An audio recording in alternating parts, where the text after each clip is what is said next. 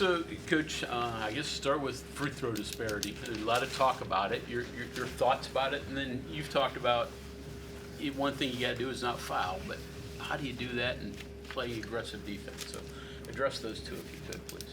Yeah, like I've told our team, like we got to do a better job in that area of keeping people off the line, and you know, there's certainly, you know, some of those fouls that are within our control that we got to do a better job of, and a lot of it's just you know, hey, we're in a good position, you beat your guy, and now it's just don't reach at the end of it. So some of those, and there's not a lot, but there's a few of those. But when you're talking about 2, 3, 4 of them a game, that hey, you did a nice job, you're in a good spot, just, you know, now just finish it with some discipline at the end, and that's the 4 to 6, 8 free throws that we can eliminate, and that's the ones we're concerned about. Anything else you can do to increase the number of free throws that you ultimately get?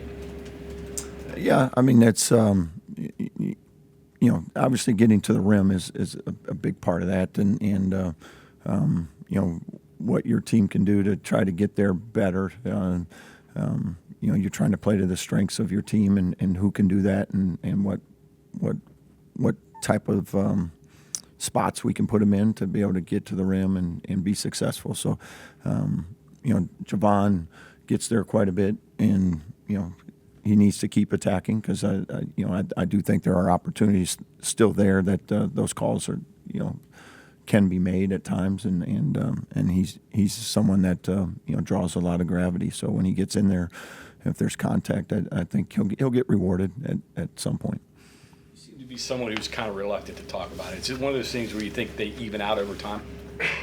Yeah, I think so. I mean, you know, I feel like we have a really good rapport with the officials. They have a hard job to do. You know, they're not trying to help one team or the other. You know, they're things happen fast, and they're judgment calls, and they're doing the best they can. And I think we have really good officials in our league. I think they do a good job, and you know, I certainly respect the job they do. So I don't worry about officiating. You know, I think it's always, hey, we got to try to do our job a little bit better, and you know, from our standpoint, the foul disparity is what it is. So let's figure out how we can make it better from our end. Cincinnati is playing much better than when you played them. I would guess that you're not going to hold James scoreless like you did the first time. What do you see from them that's different than the first time around? Yeah, they're playing with a lot of confidence. You know, even the other night at Iowa State, that game was, you know, right there, you know, late in the game.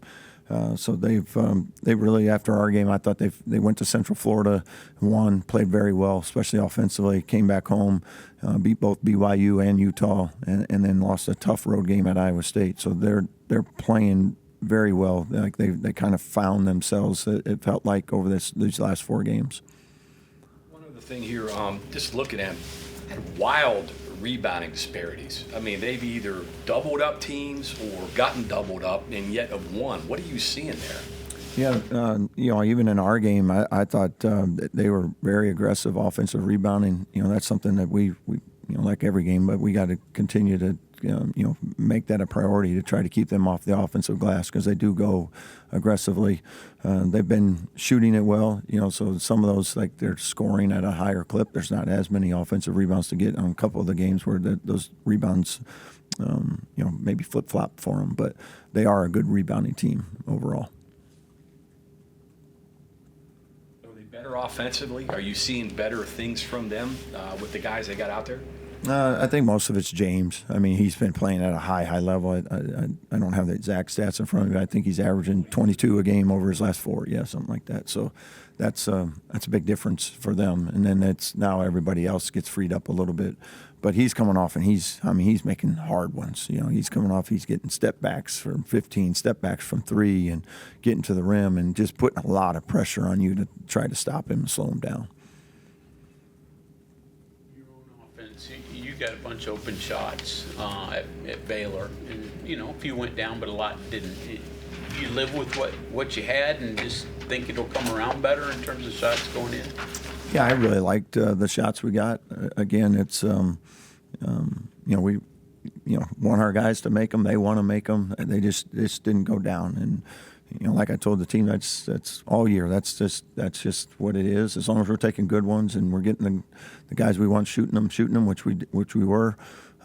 We can't control that as much. That game still was, if we keep them off the free throw line with 2, 4, 6 points here or there, maybe the outcome's different. And that's, again, our focus will always be on what we can do better, that we can control. How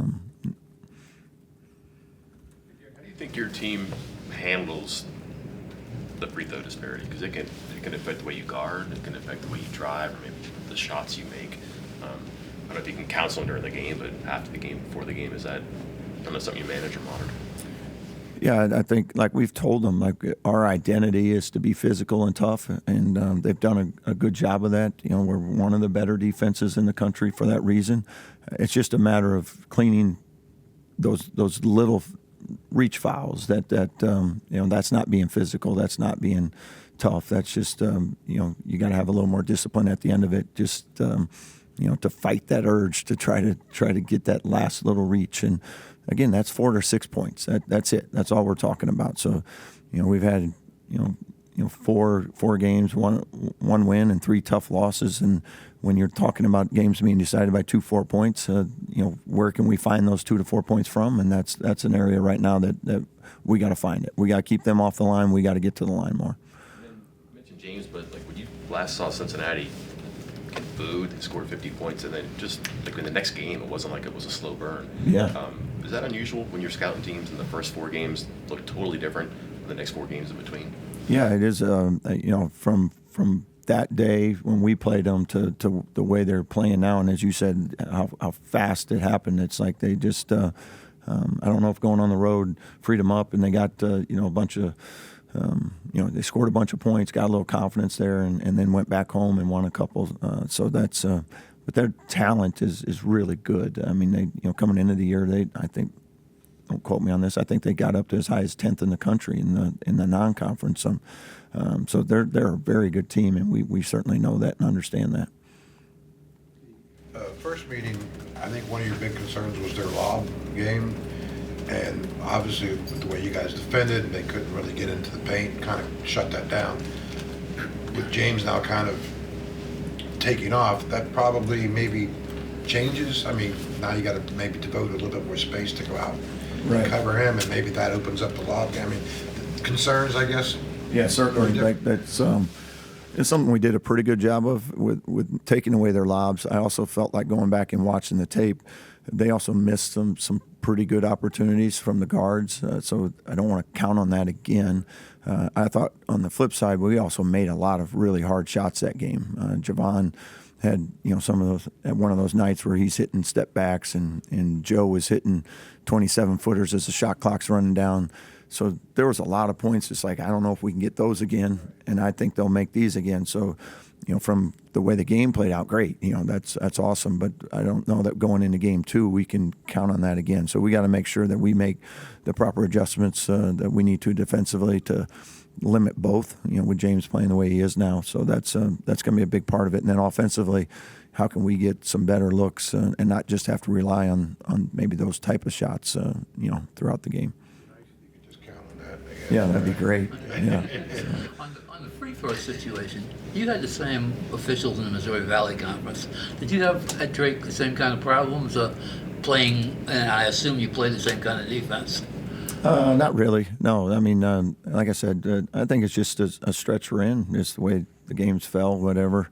I do think our free throw defense needs to improve because they're shooting 83% right now. So we're going to spend a lot of time on that today. Yeah. But that's, there's plenty for us to control there. So we just got to do a better job there.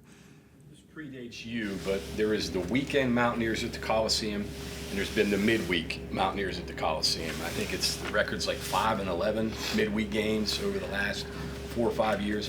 What can you do to kind of flip that around and get your team performing better in midweek games at home? Maybe just schedule all weekend games. I don't know. I don't know. I don't.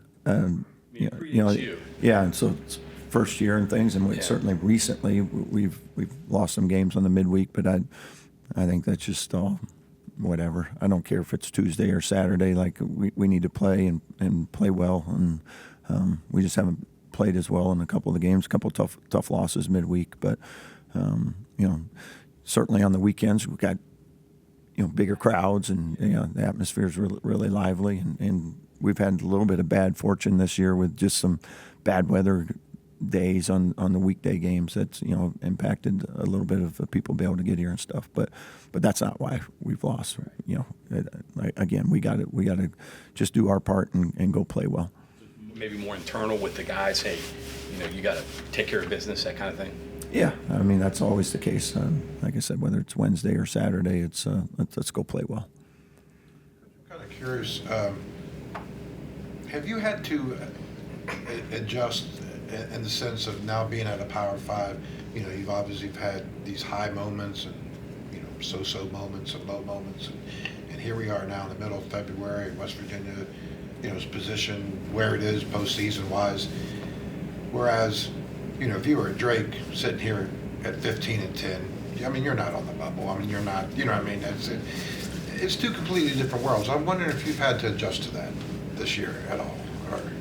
No, I mean you do have to adjust a little because you are taking some more losses. But I think even whether I was at Drake or Creighton before that or here, it's like the mindset is still the next game, and that's kind of all you focus on. Losses, they hang with you a little longer, but you can't let it hang on too long because after a game, like I'll always immediately, whether at home or road, try to go watch the game we just played and then flip it right to the next game and next opponent, because by that next morning you have to have a scouting report and a game plan ready. So I think you just have to stay super disciplined in your preparation, and we try to do that after a win or a loss.